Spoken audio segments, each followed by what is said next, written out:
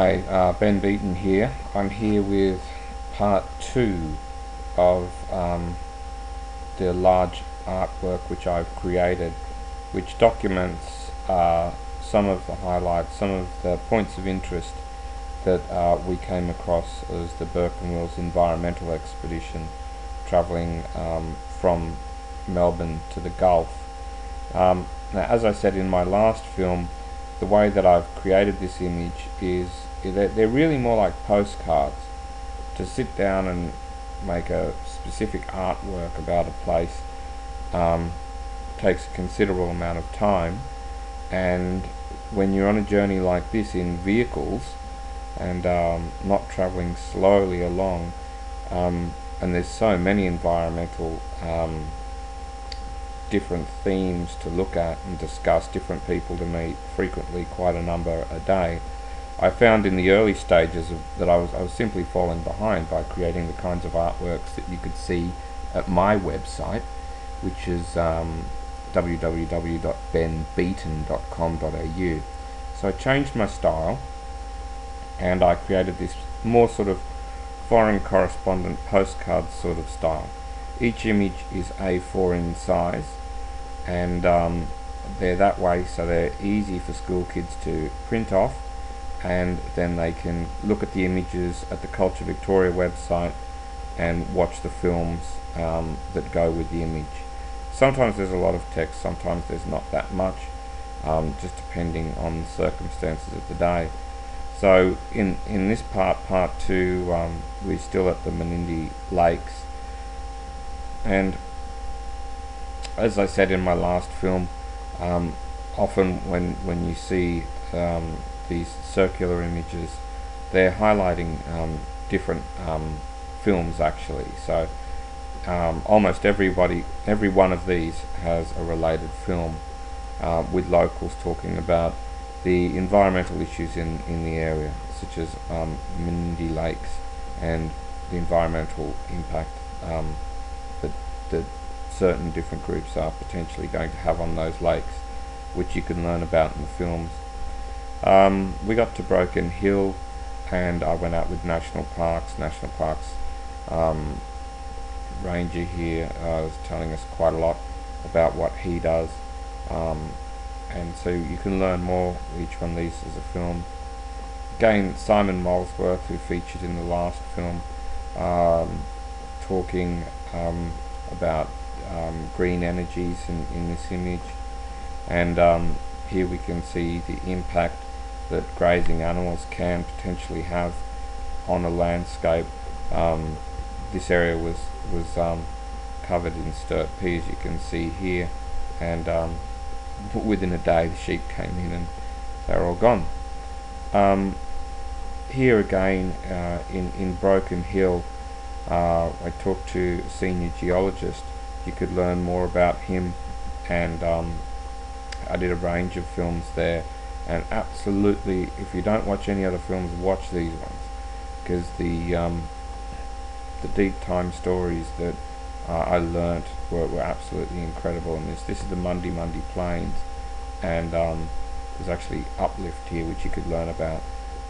This bit of the landscape here that we're sitting on, this rise, is actually that bit there, and there's the plains down there. But you can learn all about this in the films. They'll cover all of this. So this is me thinking about former worlds, so I put in a range of my images in there.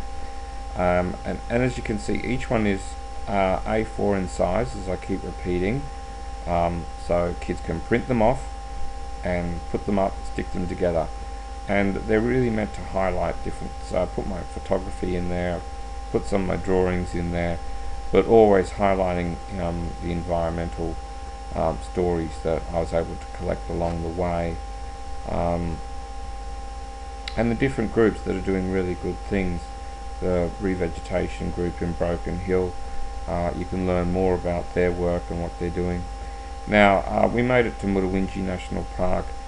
We have the ranger from Mutawinji National Park telling us more about these stories and Indigenous leaders in the area, and that was fascinating in itself. So again, I'm throwing in more of my artwork in here, but also including photographs and sketches and things like that. It seemed the best way to do it as opposed to just putting in the artworks, because, oh, again, yeah, I've put in one of my artworks, but again, I want to be able to show people what it was like on the ground, specifically with all the things that we saw in the space of half an hour or so sometimes, so I put in those images in there. And of course, the images can be viewed on the Culture Victoria website, and the films that will make a lot more sense, as opposed to, say, this one here. They're strange looking things. They're actually footprints that were made about 370 million years ago in the Devonian period, and I got very excited by this, because what I realised probably happened here was this is a chase, and nobody had said that. There's no text that points that out. If people were aware, but I don't think they were. But you could see all these little footprints. You can't see it here, but they're going everywhere. So it looks like this big guy's come running through here, this giant scorpion, long before mammals and reptiles and, oh, maybe some early reptiles. Amphibians were around anyway. Again, more Mudawinji stories. So some fantastic cave paintings there.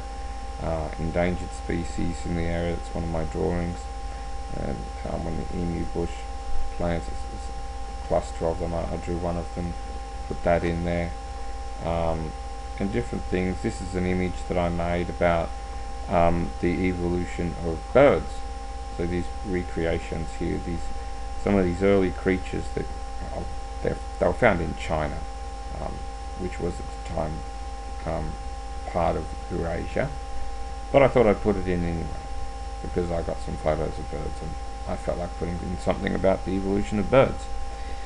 So again, some of my drawings and one of my artworks there, and here just more documentation, photographic documentation, plus you can view the films. This is a particularly unusual individual that came with us, Holger, part of the journey. And here's Mike, the cameraman, filming Jonathan, who's walking through the landscape that Burke was travelled through. And you know, there were some fascinating geological features that we saw all the way along the track, but what my films explain is the deep time history of those geological features as well, and what did the world look like when they were created. So you can see Australia's sort of on the equator at that point there. There's a dog, good looking dog, so I put it in, and I put in this image, which is part of another one of my larger artworks, and you can see Australia separating from Antarctica. So sometimes I just put in more deep time information, which I felt was relevant to the geology that we were passing over at the time. As you can see here, this is at Tibooburra. Again, different films of different local individuals, and I think that's it for the second part.